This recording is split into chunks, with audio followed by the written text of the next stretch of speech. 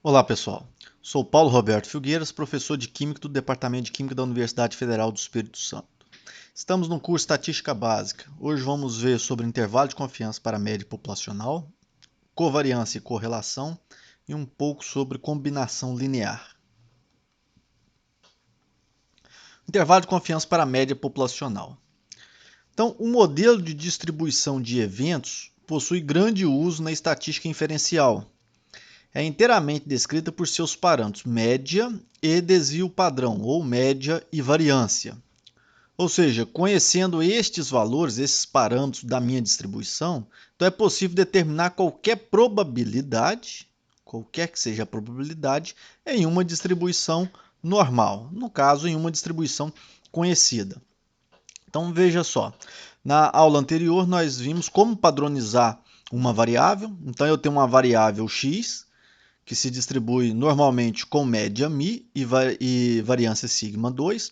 Então, para padronizar esta variável, como que nós fazemos? Nós subtraímos o valor da minha variável pela a média da população e divido esse resultado pelo o desvio padrão. Ou seja, se eu quiser padronizar de forma geral qualquer variável, eu vou subtrair por algum valor de tendência central e dividir por algum valor de distribuição, de dispersão. Então, aqui, para a distribuição normal, nós fazemos esta padronização e essa padronização gera uma nova variável, e esta variável é chamada de z. Então, essa variável z agora, ela tem média zero, já quando eu faço essa subtração, eu corrijo os valores para zero. E quando eu divido pelo o desvio padrão, eu coloco esta variável que está centrada em zero em unidades de desvio padrão. Então, essa nova variável z, ela tem média zero e variância igual a 1. Então, se eu quero determinar um intervalo de confiança para a minha média populacional, ou seja, um intervalo de valor onde eu tenho uma certa probabilidade, uma certa chance de encontrar o valor real da minha média populacional, eu posso fazer isso alterando este valor de z, que é dado em unidades de desvio padrão. Então, desta mesma equação aqui, eu posso colocar que x menos a média é igual a z sigma, ou seja, x menos a média vai me dar unidades, né? Z vai me dar unidades de desvio padrão. Então, eu tenho que a média populacional é igual ao valor x menos z sigma. Como esse z eu posso variar de valor positivo a valor negativo, então ali eu tenho um intervalo.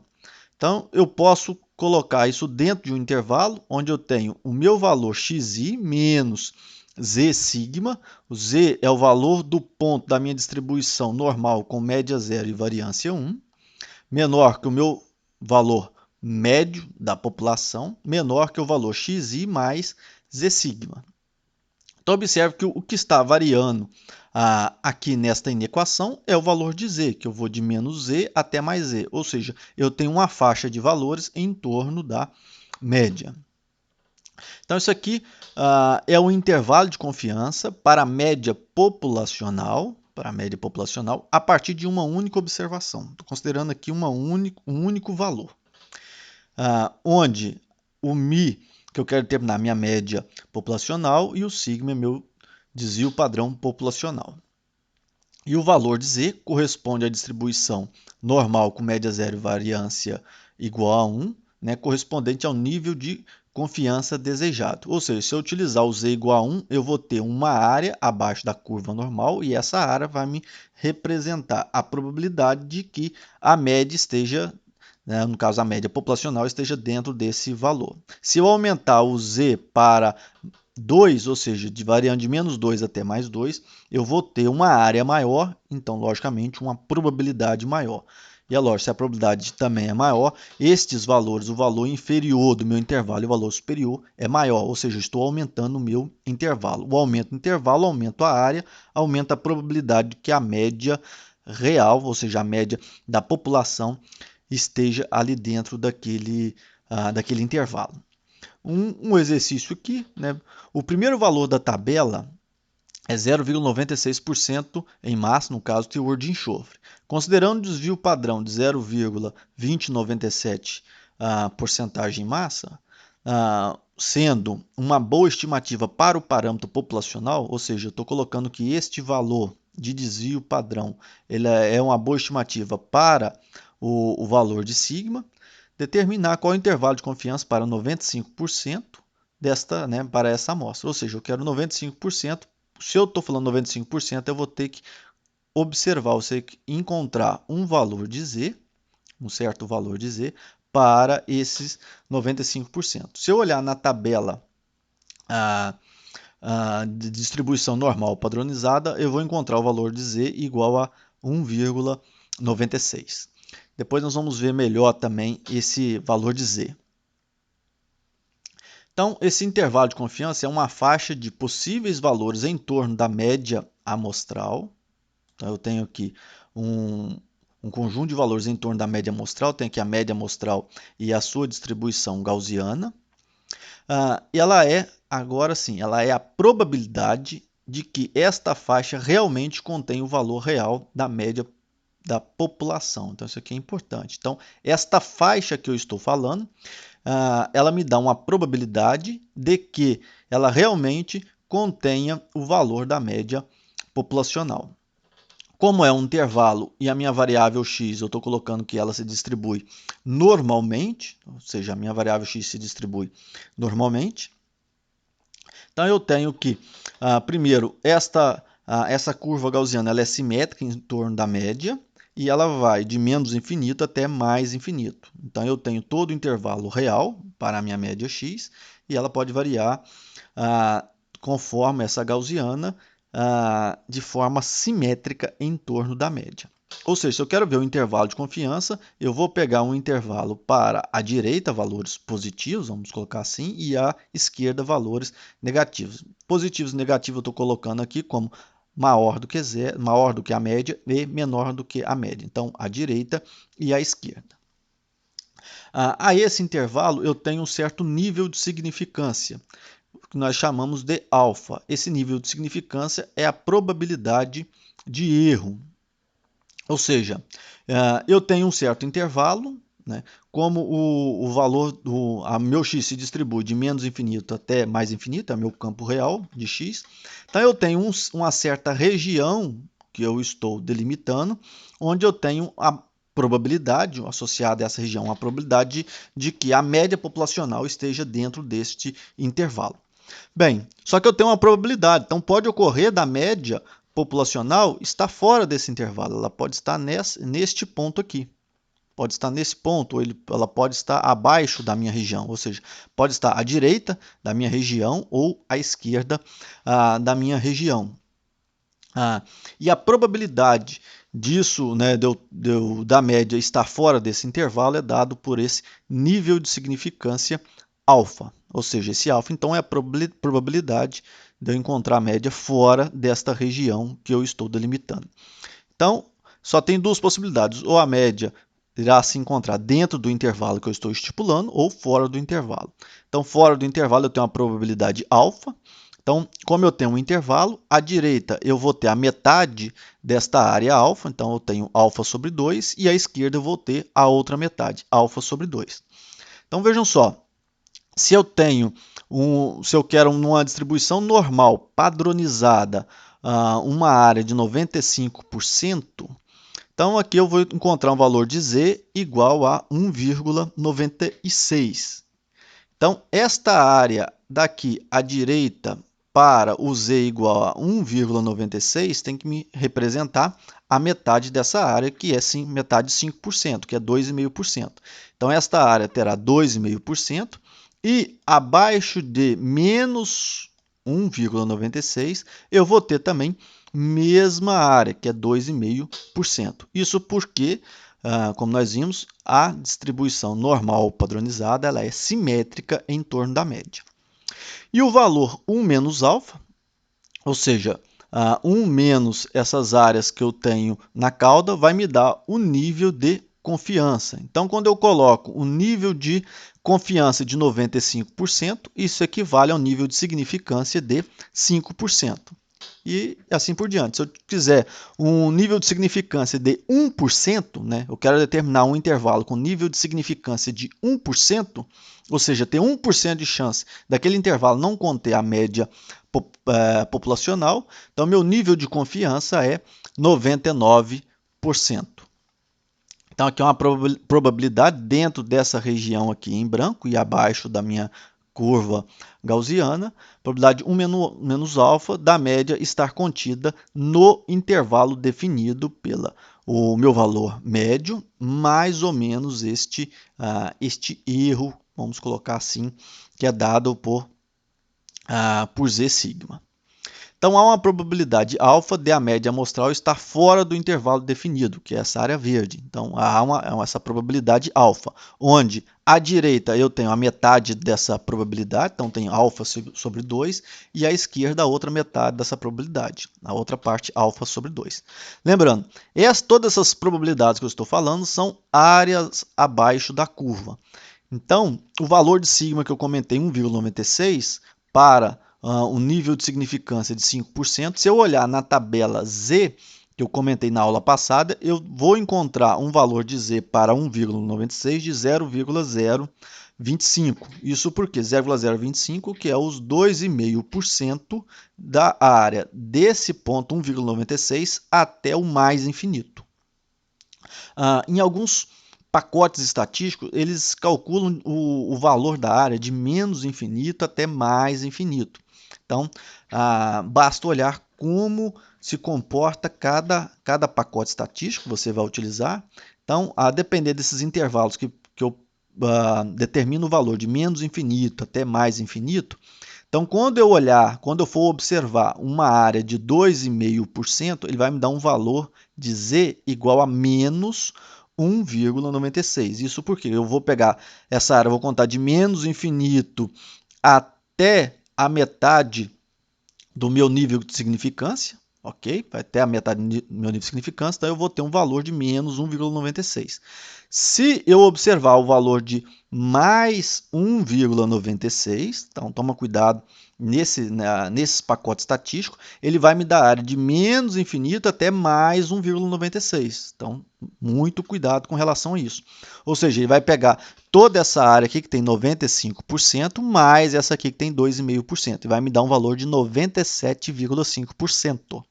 Ok? Entendido? Então, a depender do pacote estatístico, se ele calcula a área desde o menos infinito até o valor mais infinito da distribuição normal padronizada, se eu pedir para ele a área para Z igual a 1,96, ele vai calcular a área do menos infinito até mais 1,96, que vai ser igual à área do intervalo que eu quero, mais essa outra área aqui simétrica que eu estou observando. Vai me gerar um valor de 97,5%.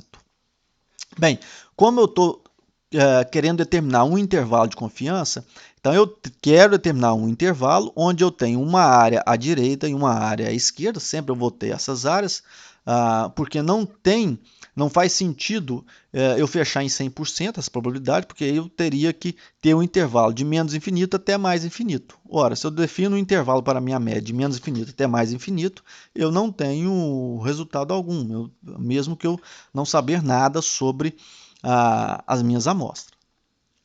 Então vejam só, então se usarmos um desvio padrão em torno da média, ou seja, igual a 1, então eu vou pegando de menos 1 até mais 1, então eu vou ter toda essa área aqui de menos 1 até mais 1, e nós vimos que esta área ela corresponde a 68,26%, então eu vou ter um valor de 68,26%, e nesse caso, então, o alfa será 1 menos 68,26%, que vai ser igual a 31,74%. Ou seja, então eu vou ter, nesse caso, se eu utilizar mais ou menos um Z, ou seja, Z igual a 1, ou seja, um desvio padrão, eu vou ter um alfa de 31,4%.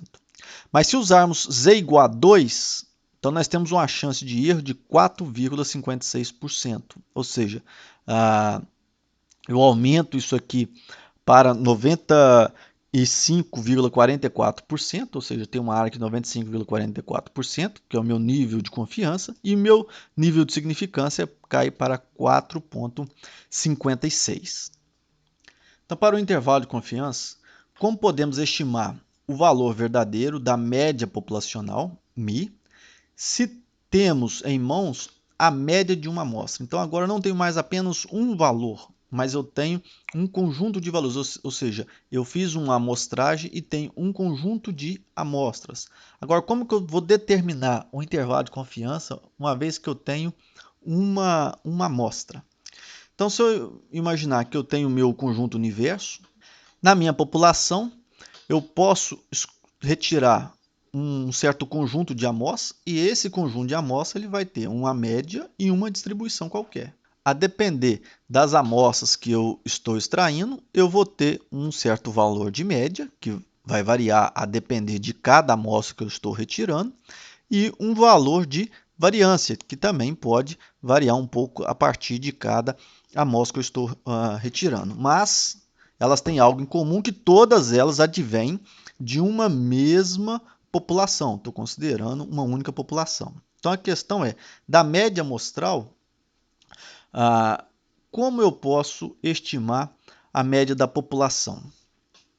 Bem, se eu considerar que cada amostra que eu estou retirando ela é independente, então vamos levar em consideração desta independência entre as amostras, entre a primeira amostra e a segunda. Então, se eu for retirar 3 amostras, retiro a primeira, depois eu retiro a segunda de forma totalmente independente da primeira, depois eu retiro a terceira de forma totalmente independente das outras duas. Ou seja, cada amostra que eu estou retirando, se ela for retirada de forma que uma não há dependência com a outra, eu posso considerá-la, cada uma dessas amostras, uma variável aleatória. Ou seja, então vamos ver como se comporta a relação destas variáveis aleatórias. Bem, a covariância e a correlação entre variáveis. Então poderíamos, voltando ao problema do teor de enxofre, estimar o teor de enxofre em petróleo a partir de outra propriedade, como a propriedade densidade API. Então essa é uma propriedade de fácil determinação, utiliza pouca quantidade de amostra e também ela é menos custosa. A covariância entre duas variáveis aleatórias é dada por, vou colocar o símbolo cov, de x e y, no caso a primeira variável aleatória e a segunda variável aleatória, então e depende da ordem que eu tenho entre x e y, poderia ser x1 e x2 ou uma variável z1, z2, pode ser qualquer variável, só tomar cuidado para não colocar o mesmo nome já de outras distribuições. Então vai ser dado por 1 sobre n menos 1, vezes o somatório de cada variável, de cada valor xi menos a média da variável x, que multiplica o valor de yi menos a média da variável y. Então isso aqui eu tenho a covariância. A correlação entre duas variáveis aleatórias vai ser igual, vou representar por R, o R de x e y é igual a 1 sobre n menos 1. Esse valor aqui ele é o mesmo para as duas, que multiplica o somatório xi menos x médio, agora dividido pelo o desvio padrão de x, que multiplica yi menos y médio dividido pelo desvio padrão de y. Então, a diferença entre as duas equações é que na correlação eu pondero cada desvio, cada desvio em relação à média, eu pondero ele pelo desvio padrão, ou seja, eu coloco o desvio em unidades de desvio padrão. Então, tem a covariância e a correlação. O valor de correlação ele varia de menos 1 até 1, onde os extremos menos 1 e mais 1 significam alta correlação, menos 1 alta correlação inversa, ou seja, quando uma variável aumenta seu valor, a outra reduz. E o valor igual a 1 significa uma alta correlação direta, ou seja, quando eu aumento o valor da variável x, eu também aumento o valor da variável y. E um valor de correlação igual a zero significa que as duas variáveis são independentes. Ou seja, zero ou estatisticamente zero, ou seja, um valor bem próximo a zero, consideravelmente zero, significa que as variáveis x e y são independentes. Ou seja, se eu faço a leitura de x, eu não consigo estimar nada, não consigo determinar nada da variável y, ou seja, elas são independentes. Agora, uma relação, como o desvio padrão será constante, então eu vou ter o somatório de vários valores de desvio padrão, então posso considerar isso aqui uma constante, 1 sobre desvio padrão de x e 1 sobre desvio padrão de y.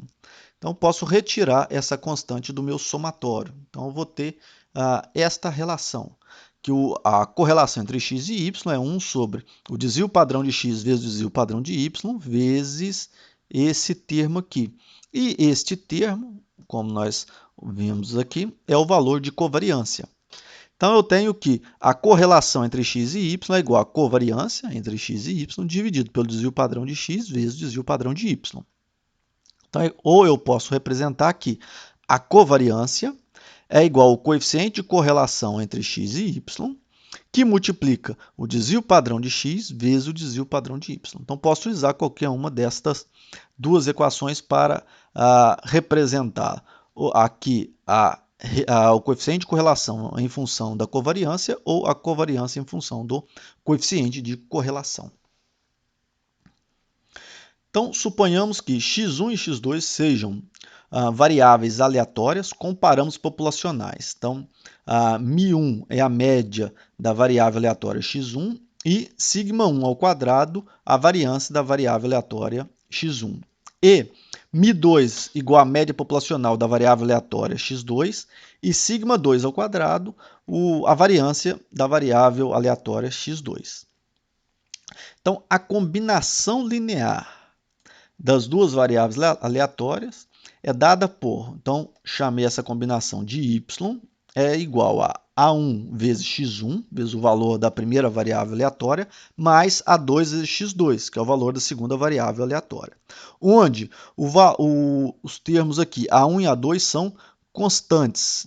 Okay? Então, eu tenho uma constante vezes o valor da primeira variável aleatória, mais uma constante vezes o valor da segunda variável aleatória. Então, nesse caso, o y é uma nova variável aleatória. Então, eu tenho uma outra variável aleatória dada pela combinação linear de duas anteriores, cuja distribuição, a distribuição de y, depende das variáveis aleatórias x1 e x2.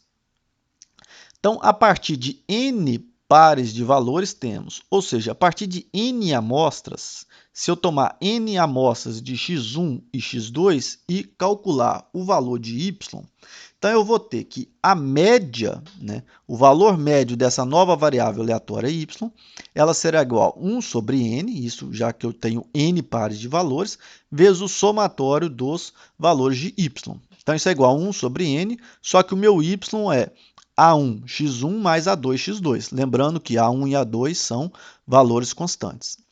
Então, eu tenho o somatório de A1 x1 mais A2 x2. Como esse n aqui é constante, A1 e A2 também são constantes, então eu posso colocar esse n dentro de cada um desses termos aqui. Pela propriedade de somatório, eu posso separar essa soma aqui em dois somatórios. Então, eu vou ter A1 que multiplica 1, eu tenho esse A1 é constante, então posso tirar aí para fora de somatório, então eu vou ter A1 que multiplica 1 sobre n somatório de x1, mais o A2 que multiplica 1 sobre n somatório de x2.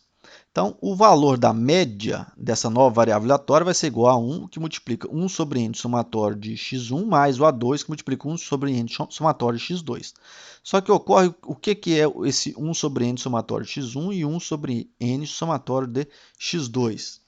Esse cara aqui é igual à média de x1 e essa outra parte aqui é igual à média de x2. Então, nós temos que a média da combinação linear é igual à combinação linear das médias.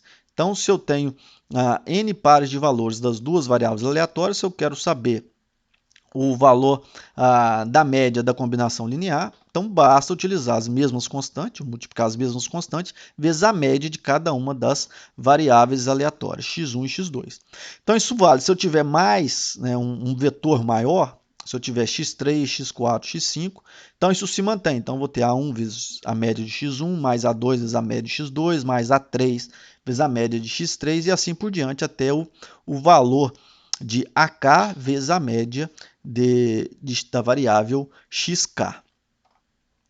E como se comporta agora a variância? Então, a variância da combinação linear. Então, a variância de y vai ser igual a 1 sobre n menos 1, somatório de y menos a média de y ao quadrado. Só que nós temos que o y, o valor de y, é igual a 1x1 mais a 2x2. Esse termo aqui é o meu y. Menos a média de y. A média de y nós vimos que é o valor de A1x1 mais o valor de A2x2. Então, como eu tenho esse termo negativo, então fica menos A1 vezes a média de x1 menos A2 vezes a média de x2. Isso tudo ao quadrado. Bem, então agora colocando os termos em evidência para A1 e para A2, então eu tenho a variância de y igual a 1 sobre n menos 1, que multiplica o somatório de A1, que multiplica x1 menos o valor da média para x1, mais A2, que multiplica x2 menos o valor de média da variável x2. Então, aqui eu consegui agrupar o x1 e o valor de x2 junto com as suas respectivas constantes para a combinação linear. Então, se eu resolver agora esse termo quadrático, eu vou ter o quadrado do primeiro termo, então mantenho aqui a constante do lado de fora, vou ter o quadrado desse primeiro termo, que vai ser A1 ao quadrado, então a primeira constante ao quadrado, que multiplica x1 menos x médio ao quadrado. Mais esse segundo termo ao quadrado, então vou ter o A2 ao quadrado, que multiplica x2 menos a média de x2 ao quadrado, mais duas vezes o primeiro termo vezes o segundo. Então eu vou ter 2 vezes a constante A1 vezes a constante A2, vezes o produto x1 menos a média de x1, que multiplica x2 menos a média de x2. Então, como eu tenho pelas propriedades do somatório, então eu posso colocar esta constante, né, eu posso separar esses somatórios, só que associado à constante cada um desses somatórios. Então, isso aqui vai me gerar essa constante A1 ao quadrado, aqui eu tenho a constante A2 ao quadrado, e aqui esse termo é constante, 2A1, A2. Então, para esse primeiro, eu retiro essa constante, posso retirar ela do somatório, então vou ter A1 ao quadrado, que multiplica 1 sobre n menos 1, o somatório desse termo aqui, x1 menos a média de x1 ao quadrado. Esse segundo aqui, eu retiro essa constante, então vou ter o A2 ao quadrado, que multiplica essa mesma constante, 1 sobre n menos 1, somatório x2 menos a média de x2 ao quadrado. Mais esse termo constante, 2 vezes A1 vezes A2, que multiplica 1 sobre n menos 1, que multiplica o somatório de todo esse termo aqui. Então, somatório de x1 menos a média de x1 mais x2 menos a média de x2. Então, observe. 1 sobre n menos 1, somatório de x1 menos a média de x1 ao quadrado, isso aqui nós vimos que é a variância para x1. 1 sobre n menos 1, que multiplica o somatório de x2 menos a média de x2, isso aqui é a variância para a variável x2. E esse termo aqui, 1 sobre n menos 1, que multiplica o somatório de x1 menos a média de x1 vezes x2 menos a média de x2, é o valor de covariância entre x1 e x2. Lembrando que a covariância é igual o desvio padrão de x1 vezes o desvio padrão de x2 vezes o coeficiente de correlação. Okay? Então, eu posso substituir esse valor de variância por esta outra equação, que é equivalente. Então, nessa outra equação, eu tenho o desvio padrão de x1, o desvio padrão de x2 e o coeficiente de correlação entre essas duas variáveis. Então, só lembrando, agora, nesse caso, eu vou ter a variância de y vai ser igual a 1 ao quadrado. Então, a primeira constante é 1 ao quadrado, vezes a variância da primeira variável, mais o coeficiente A2 ao quadrado, vezes a variância da segunda variável, mais 2 vezes A1 vezes A2, mais essa constante, que multiplica este valor, que é o valor de covariância entre x1 e x2. Ou seja, o desvio padrão de x1 vezes o desvio padrão de x2 vezes a correlação entre as duas variáveis. Se eu tiver um número maior, ou seja, um vetor maior, se eu tiver 3, 4, 5, 6 variáveis assim por diante, então eu vou ter que a variância dessa combinação linear, então a variância de y vai ser igual ao somatório de AI ao quadrado vezes o valor de AI, né, o AI é constante, vezes o valor de variância.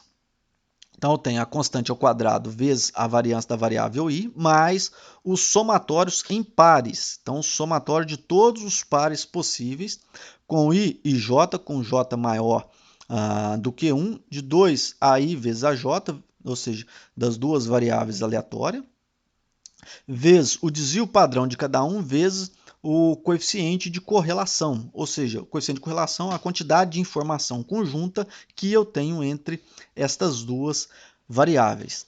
Então, dada uma combinação linear de várias variáveis aleatórias, tem como eu estimar, determinar o valor da média, da nova média dessa combinação linear e o valor da variância desta combinação linear.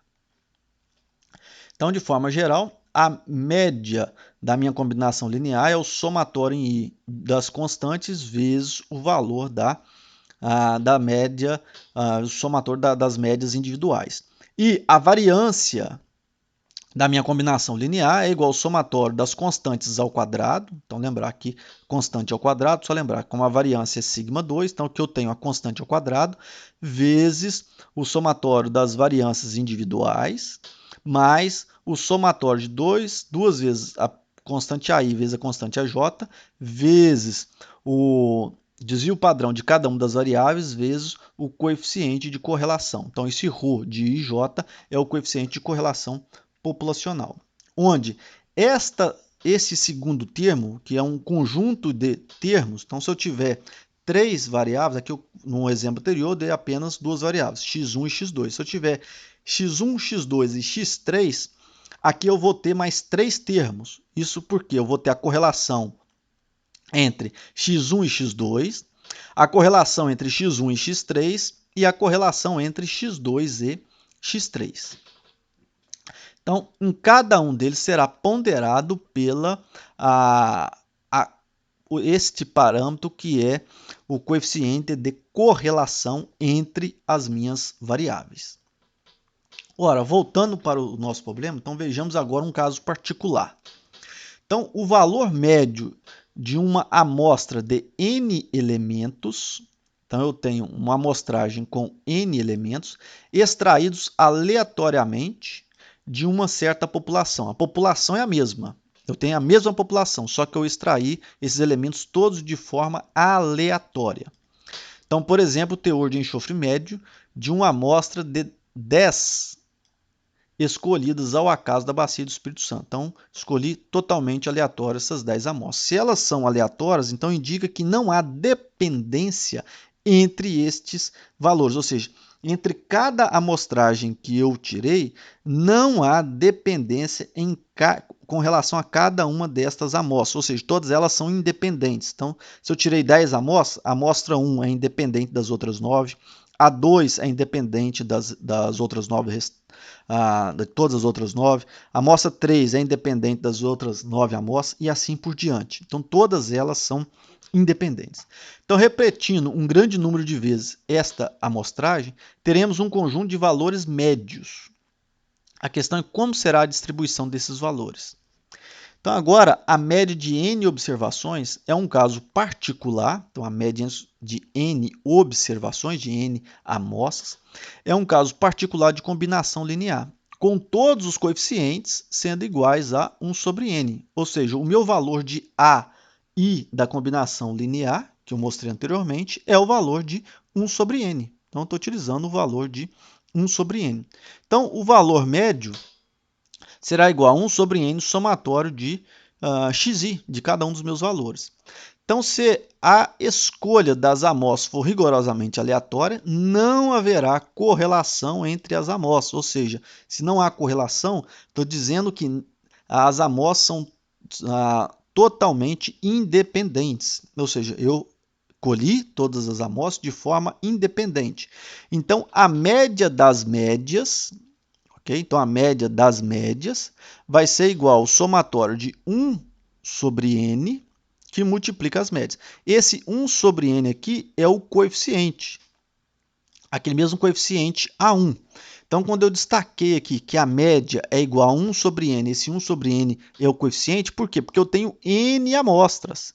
Então, se eu tenho 10 amostras, então eu vou ter 1 sobre 10 vezes o somatório de cada uma das amostras. Então, agora a média das médias, ou seja, o valor médio das médias é igual ao somatório de 1 sobre n, que multiplica cada uma das médias μ. Como elas advêm de uma mesma população, ok? Como elas advêm de uma mesma população, então a média é igual. Ou seja, se vem da mesma população, a população só tem um valor de média populacional e um valor de desvio padrão populacional, ou um valor de variância populacional. O que vai alterar é o valor da média amostral e o valor da variância amostral. Isso porque cada amostra que eu retiro, cada conjunto de amostras que eu retiro, ela terá uma média e uma variância. Se nós voltarmos aqui, então observa, eu tenho a minha população ela vai ter um valor de média e um valor de variância da população. A depender, se eu retirar esta amostragem, essa amostragem terá uma média e um desvio padrão amostral. Se eu retirar esta amostra, ela terá um valor de média e um outro valor de desvio padrão, que provavelmente é diferente desta primeira aqui. Se eu tirar agora uma outra amostra, esta amostra aqui, todas elas de mesmo tamanho. Então, essa amostra ela terá um valor de média, que provavelmente é diferente dessas outras duas, e um valor de desvio padrão, que também é diferente dessas outras duas, e assim por diante. Só que, no entanto, para a população, a minha população ela tem um único valor de média, μ, e um único valor de variância. Então, o meu valor de média das médias é igual a 1 sobre n, que multiplica o somatório das médias. Como as médias populacionais são todas iguais, então eu vou ter 1 sobre n, que multiplica n vezes médias, a média populacional. Então, cancelo esse n com esse n, posso cortar, então sobra aqui a média das médias é igual à média da minha população, ou seja, não altera a média. Então, a média continua a mesma. Então, ou seja, se eu retirar várias médias, a média das médias, ou seja, a média da população das médias é igual à média das minhas amostras. Agora é a variância. Dada pela combinação linear, a variância dessas amostras aleatórias será igual ao somatório de AI ao quadrado, que multiplica as variâncias I, que multiplica o somatório I e J maior do que 1, de duas vezes o valor dessas constantes, que multiplica o desvio padrão da variável I e da variável J vezes o coeficiente de correlação. Então, se não há correlação entre as observações, então o coeficiente de correlação é igual a zero. Ou seja, se as amostras foram tomadas totalmente de forma independente, se eu garanto que elas são independentes, então o ρ é igual a zero. Se o ρ é igual a zero, se esse carinha aqui é igual a zero, então toda esta parte da minha equação se anula. Toda essa parte é igual a zero. Então, eu só posso fazer isso, eu só garanto que tudo isso aqui é igual a zero, uma vez que as constantes não podem ser zero, senão eu zero toda a minha variância. Os desvios padrões são positivos. Então, o único caso aqui para zerar esse termo é se as amostras forem independentes, ou seja, não há correlação entre as minhas amostras. Então, como as observações advêm da mesma distribuição, então a variância populacional de todas as amostragens é a mesma, valor de σ2. Então, posso colocar aqui a variância das médias é igual ao somatório I de 1 sobre n ao quadrado, então a constante ao quadrado, a nossa constante agora é 1 sobre n. Okay? Então, tem 1 sobre n ao quadrado que multiplica os valores de variâncias I mais zero. Zero porque as amostras são independentes. Então, a correlação entre cada par de amostras é igual a zero. Então, isso aqui vai ser igual a 1 sobre n ao quadrado vezes o somatório dos valores de σ2i. Então, os valores, se eu tenho n valores σ2i, então isso aqui vai ser n vezes σ2. Então, eu tenho 1 sobre n, então, ao quadrado vai ser 1 sobre n ao quadrado, que multiplica n sigma 2. Então, eu posso cortar esse n com um n aqui do quadrado, sobra aqui. A variância das médias é igual à variância populacional dividido por n. Então, observe que a variância das médias, eu tenho a variância de uma média, ela é igual à variância da minha população dividida por n. Ou seja, acaba que a variância da média é menor, ou seja, vou ter um valor menor que a variância da população. Então, este é um valor populacional e se refere-se à distribuição estatística das médias de todas as amostras aleatórias com um certo número n de elementos que possam vir a ser extraídos da população. Se eu tirar a raiz quadrada da variância, eu tenho um desvio padrão. Então, o desvio padrão das médias é igual a sigma sobre raiz de n. Esse termo sigma sobre raiz de n também é denotado de erro padrão da média. Então, tem aqui o erro padrão da média. Então, isso aqui diz que a distribuição das médias é, portanto, mais estreita que a distribuição dos valores individuais e será tanto mais estreita quanto maior for o tamanho da amostra. Ou seja, quando nós padronizamos alguma variável, então, primeiro, nós subtraímos do valor da variável a média populacional e dividimos, né? Ou seja, subtraímos um valor de tendência central e dividimos por algum valor de dispersão, que no caso é o desvio padrão. Então, se eu estou trabalhando com a média, então eu vou pegar a média das minhas amostras, subtrair pela a média da população e dividir pela média, né, o desvio padrão das médias. Só que o desvio padrão das médias é o desvio padrão da população sobre raiz de n. Ou seja, é o erro padrão da média. Então, observe, quanto maior for o valor de n, menor é o valor de desvio padrão das médias. Então, quando eu aumento o valor de n aqui para valores muito altos, 50, 60, 70, isso aqui reduz cada vez mais o meu valor de desvio padrão das médias.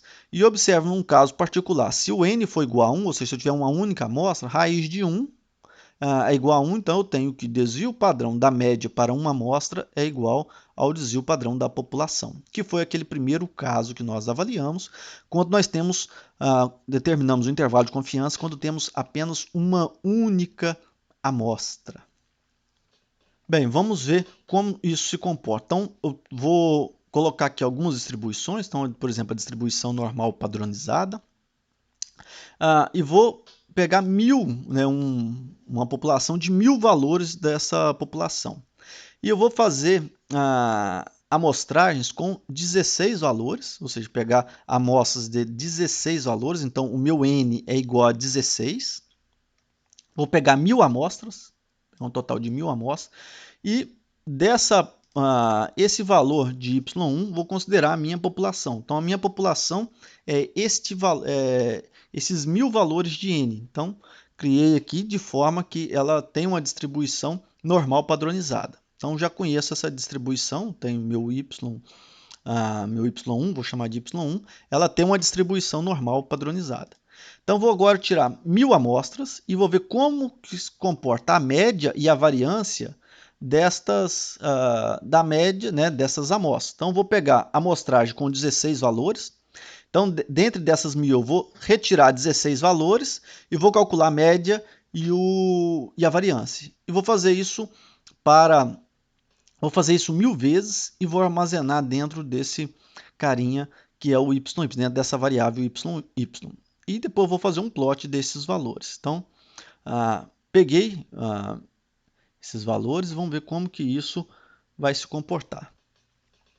Então, aqui, deixa eu abrir mais aqui. Então, aqui está a distribuição da minha população. Então, eu criei uma população totalmente aleatória, com média 0 e variância 1. Então, essa é uma distribuição normal padronizada. E aqui eu peguei amostras com 16, com n igual a 16. Ou seja, desta população, desse conjunto que eu peguei, eu retirei amostras desta população. Eu não criei novas, não. Eu peguei dessa população 16 valores dessa população e fiz isso 1000 vezes. E olha como está a distribuição. A média continua aqui praticamente a mesma. E o desvio padrão, né? No caso aqui eu estou olhando a variância desse termo, olha como ela caiu bastante. Então eu sei que a variância das médias é igual à variância da população dividido pelo tamanho da minha amostra. No caso, estou fazendo um N igual a 16. Então observe como fica bem mais estreita. Então eu tenho aqui a média da minha população e a variância. Então média, no caso eu criei aleatória, ela não ficou exatamente zero, mas ficou bem próxima. E o valor da média das 16 amostras, ou seja, eu fiz isso 1000 vezes, daquela população tirei 16 amostras, calculei a média e o padrão, fiz isso 1000 vezes, e a média das médias deu esse valor. E o desvio padrão deu zero, observe que o desvio padrão deu bem menor. Então, se eu pegar este valor da variância de y e dividir por n, né, se eu pegar a variância de y1 e dividir pelo meu valor de n, que é 16, então, observe que eu tenho o valor de 0,0649, que é próximo a esse valor que eu determinei. Então, quanto maior o valor de n, mais estreita é a minha distribuição. Então, por exemplo, vou alterar aqui o valor de n, vamos botar um n menor, um n igual a 3. E vamos refazer isso aqui, mantendo a mesma população. Então, observe, mantendo a mesma população, olha como a distribuição das médias ela é mais estreita. Agora um n igual a 3, ela é mais estreita, mas a média continua a mesma e ela apenas fica um pouco mais estreita do que a anterior. Então, o YI e a distribuição agora dessas médias. O valor de variância, observe, o valor de variância é praticamente 1/3 da variância de YI. Então, se eu aumentar aqui de 3, vou passar para 10, o n igual a 10. Então, eu vou ter uma distribuição mais estreita ainda. Observe que agora a distribuição está mais estreita. Então, a média continua a mesma, só que ela está mais estreita do que a anterior.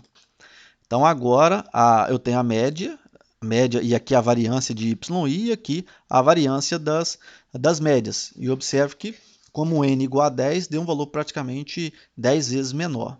Então, se eu aumentar isso aqui, eu já fiz com 16, se eu aumentar agora para, vamos colocar um valor bem maior, 50, né? Um n igual a 50. Então, observe que ela fica mais estreita ainda. Né? O n igual a 50 ela fica bem mais estreita ainda. Então, os valores têm uma dispersão em torno da média muito baixa, muito menor do que a da minha população. Então, se eu pegar aqui a variância da variável y e dividir pelo valor de n, então observe um valor bem baixinho, 0,2. Observe que está próximo do valor que eu encontrei de 0,211. 0,208, 0,211 a variância dessas médias. Observe que é bem menor do que o valor da variância da variável y. E eu posso pegar outras distribuições. Então, vou pegar aqui uma distribuição normal, não padronizada. Distribuição com média 7 e desvio padrão igual a 5. Então, vamos ver como que se comporta agora.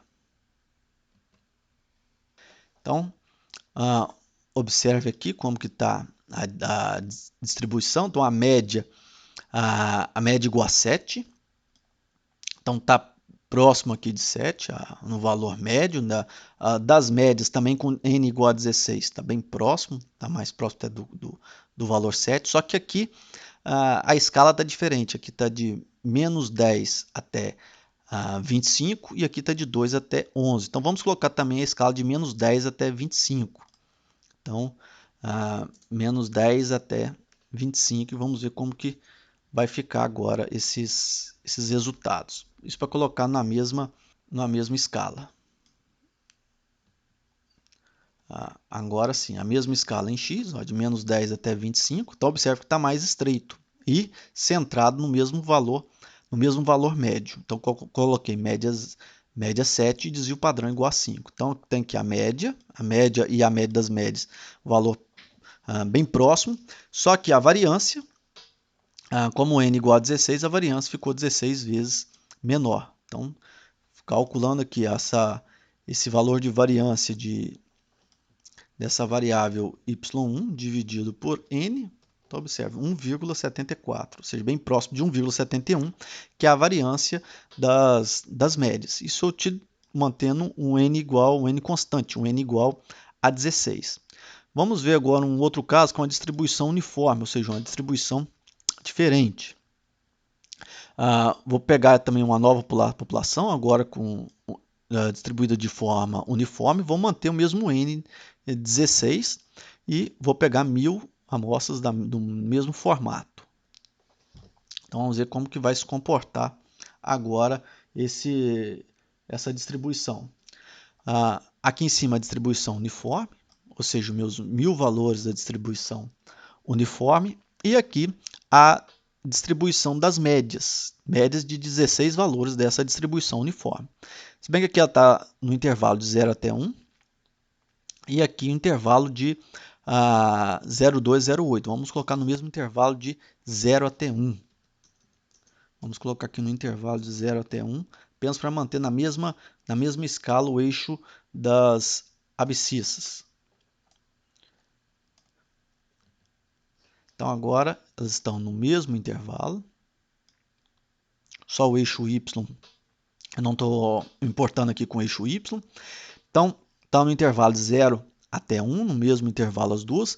Então a minha população é uma população uniforme, e quando eu retiro 16 amostras aleatoriamente da minha população uniforme e calculo a média, então a distribuição destas médias, a distribuição das médias tende a uma normal. Então observe que o caráter dessa distribuição é bem gaussiana. A média se mantém a mesma, só que a variância, vamos ver como que ficou aqui a variância.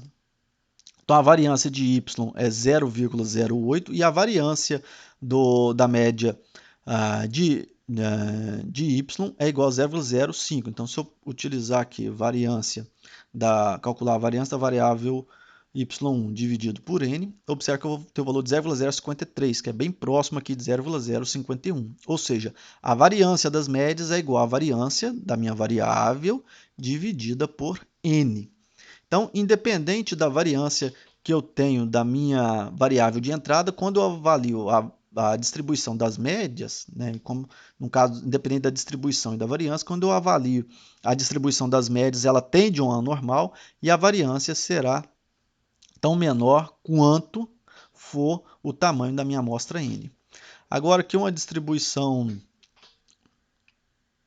vamos pegar um outro tipo de distribuição, uma distribuição de normal ao quadrado, e vou também fazer o mesmo processo, pegando 16 valores. Então, peguei agora a distribuição normal ao quadrada.